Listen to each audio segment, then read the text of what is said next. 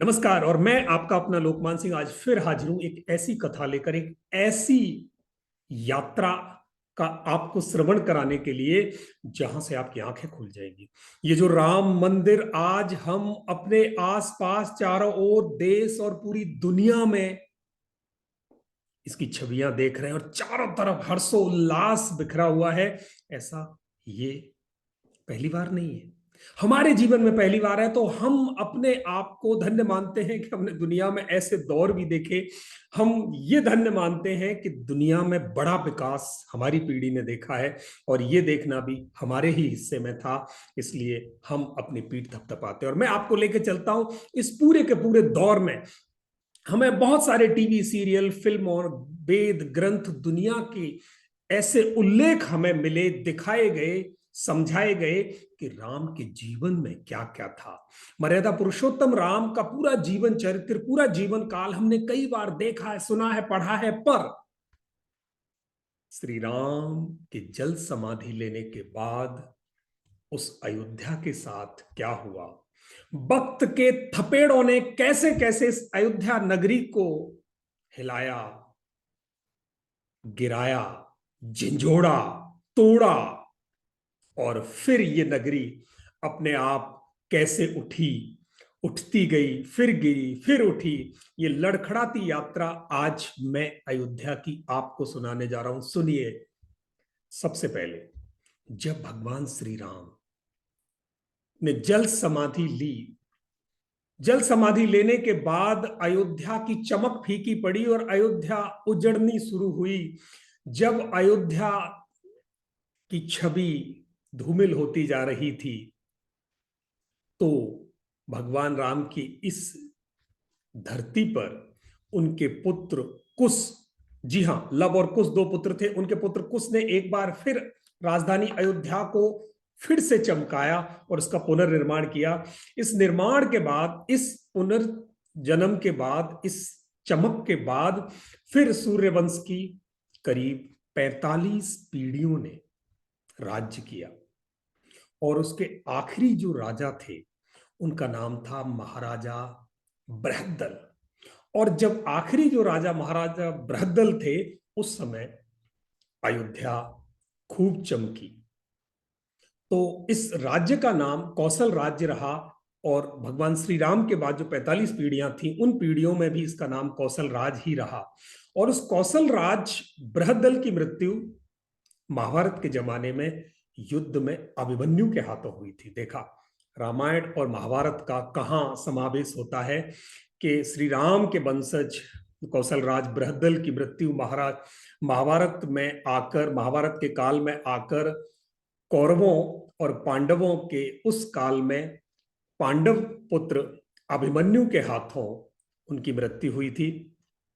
उसके बाद फिर अयोध्या उजड़नी शुरू हुई और उसको फिर कोई उद्धार करने वाला निकट भविष्य में नहीं मिला। बहुत समय बीत जाने के बाद, बहुत नुकसान हो जाने के बाद एक बार ऐसा उल्लेख मिलता है कि उज्जैन के सम्राट विक्रमादित्य, हाँ जी, उज्जैन के सम्राट विक्रमादित्य ने इसकी सुध ली। और सुध भी कैसे ली, वो भी एक इत्तेफाक था कि वो एक बार आखेट के लिए, यानी वो शिकार के लिए आए हुए थे और शिकार खेलते खेलते वो अयोध्या के वनों में पहुंच गए। अयोध्या में पहुंचे तो सरयू के किनारे उन्होंने एक आम के वृक्ष के नीचे विश्राम किया।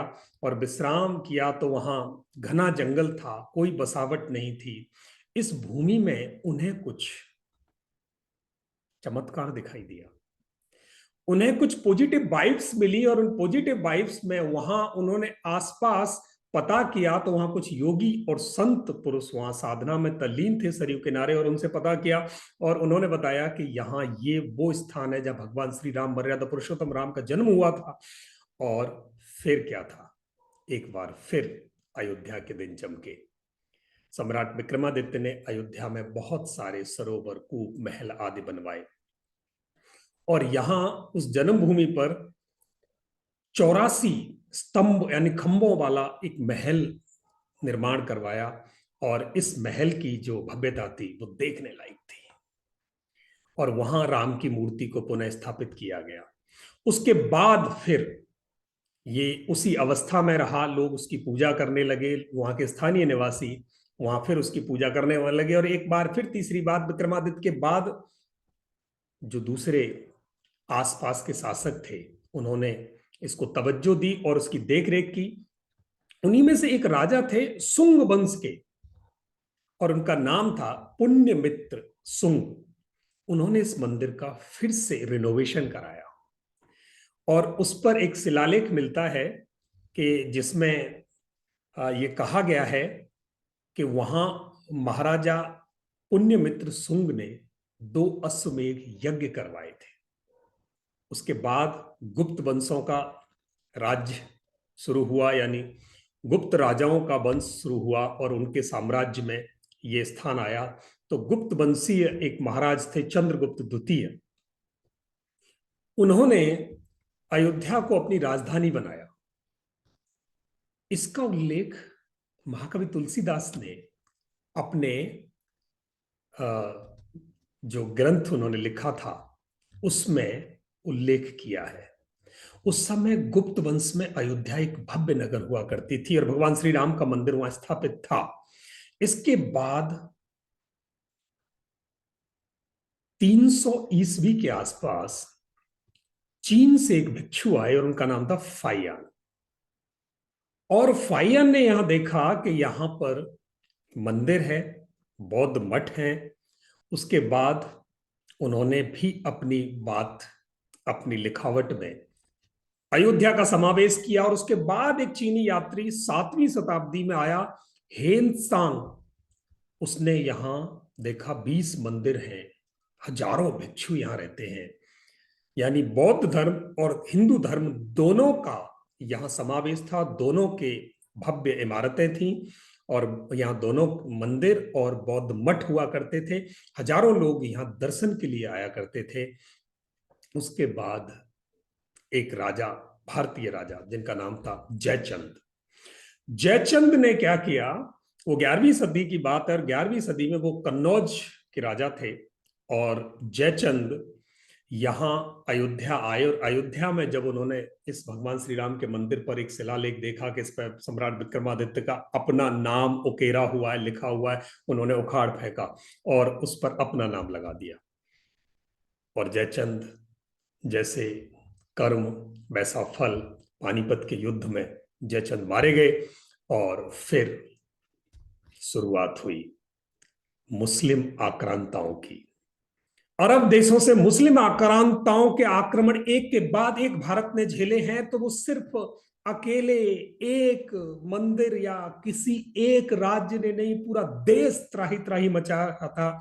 और ये भारत के बीच में हृदय में बसी हुई अयोध्या नगरी भी इससे अछूती नहीं रही। और मुस्लिम आक्रमणकारियों का ये कहीं ना कहीं उसकी आंखों की किरकिरी बनने लगा।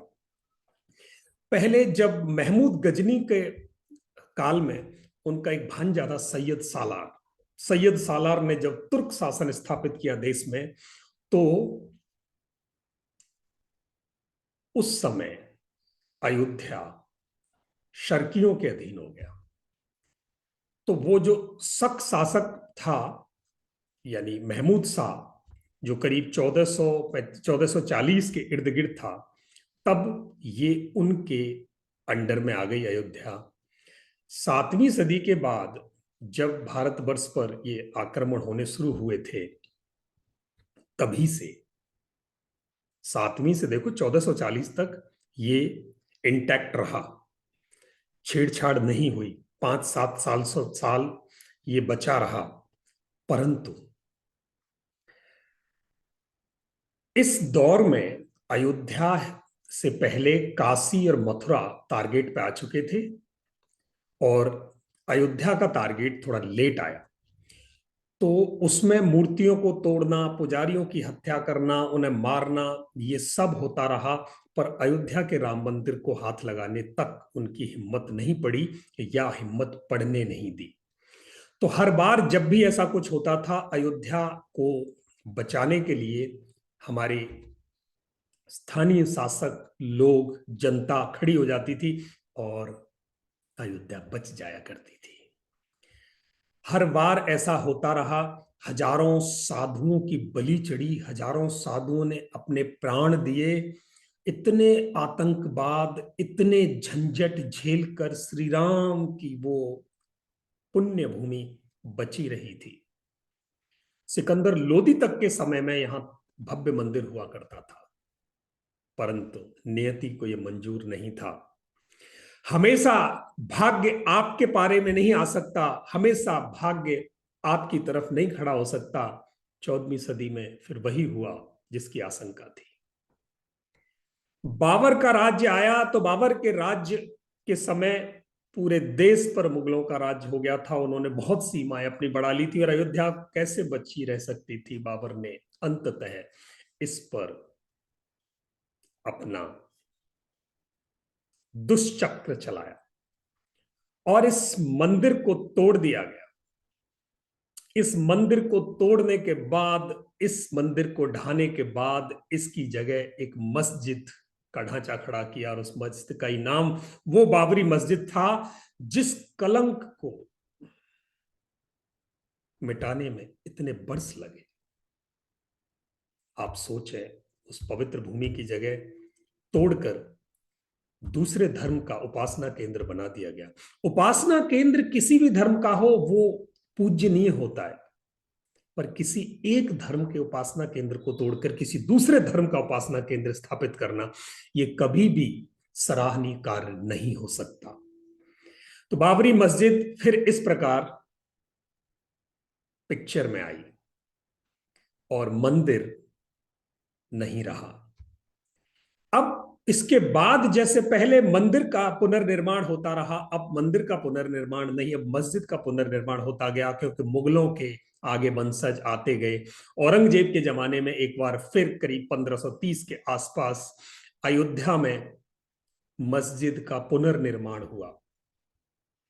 मस्जिद को वहां एक बार फिर ठीक किया गया और हिंदुओं का वहां आवागमन बंद कर दिया गया। और इसके बाद आसपास के जो रियासत थी, वहां के राजाओं ने, वहां के साधु, जनता, सब ने बहुत संघर्ष किया।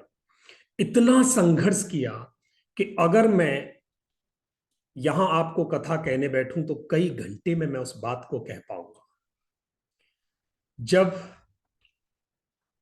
मंदिर तोड़ा जा रहा था उस समय इस मंदिर पर एक महात्मा थे जिनका नाम था श्यामनंद जी महाराज, उनका अधिकार था।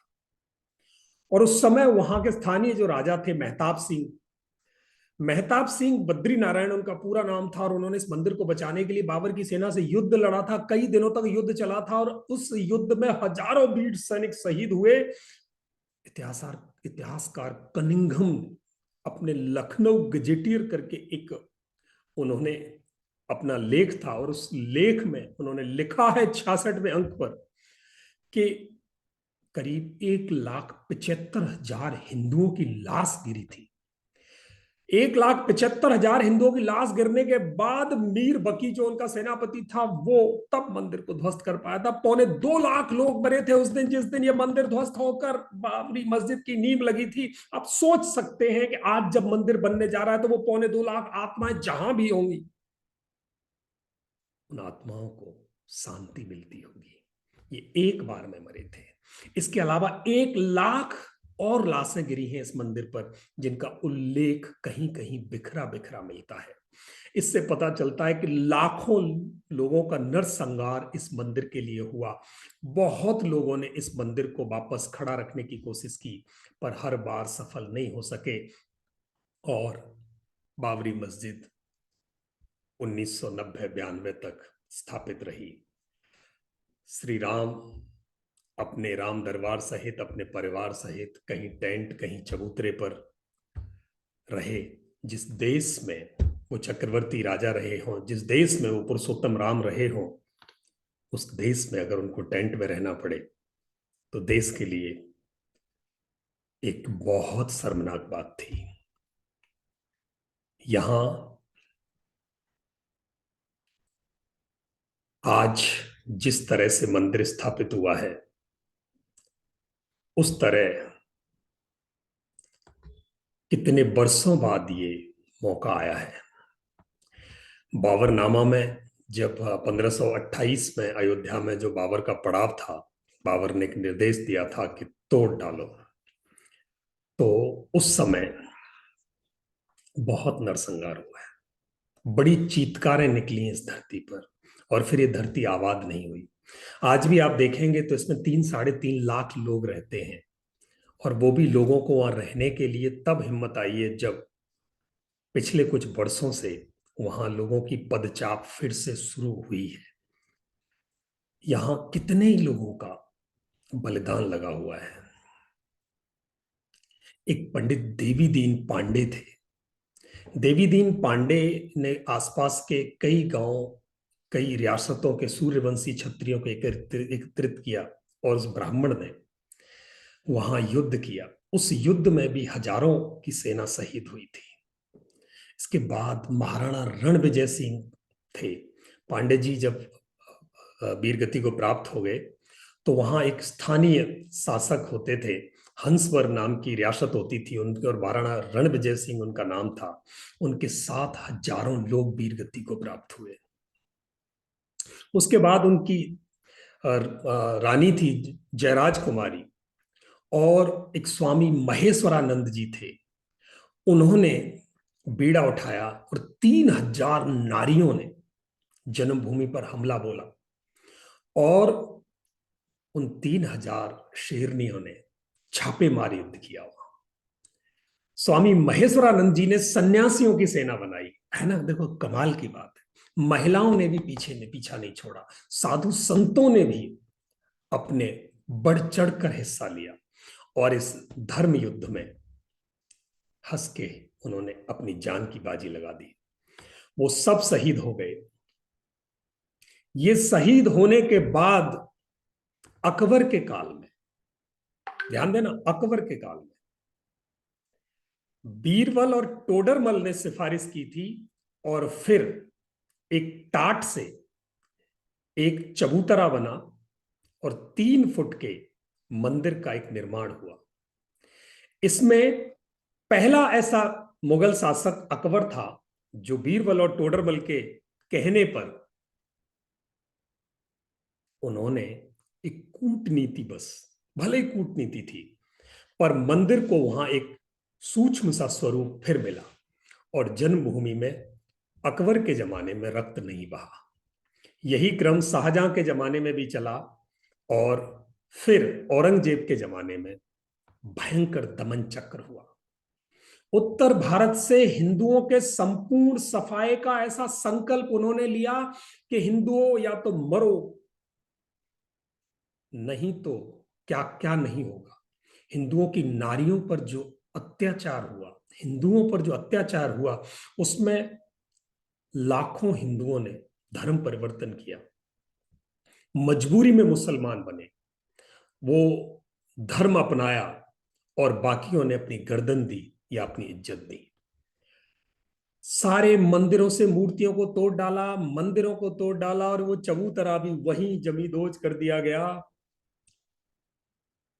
वहां एक समर्थ गुरु श्री रामदास जी महाराज हुआ करते थे। उनके एक शिष्य थे वैष्णव दास जी। उन्होंने 30 बार युद्ध किया औरंगजेब की सेना से। 30 बार, आप सोच सकते हैं, 30 बार युद्ध हुआ, पर सफल नहीं हो सके। इसी कालक्रम में हिंदुओं के 3 और आक्रमण हुए, जिसमें बहुत हिंदू मारे गए।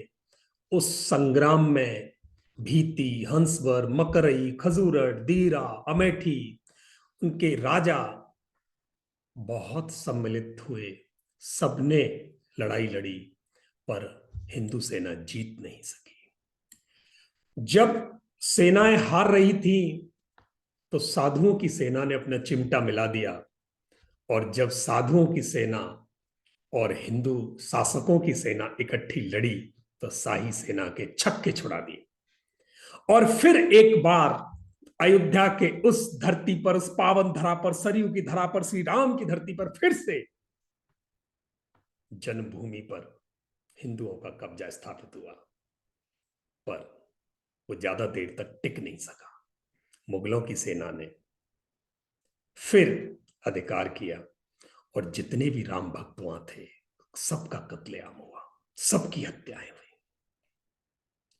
उसके बाद और कितने कितने लोगों की हत्याएं वहां हुई, मैं कहते कहते थक जाऊंगा, पर आज का इसका अंत नहीं आ सकेगा।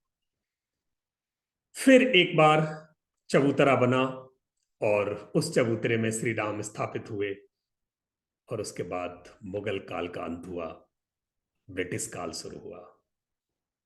ब्रिटिश काल शुरू हुआ तो भगवान राम के मंदिर को तोड़कर जो मस्जिद बनी थी उसकी बगल में भगवान टेंट में रहते थे, वहां से फिर उद्धार होना शुरू हुआ। और उद्धार इस प्रकार शुरू हुआ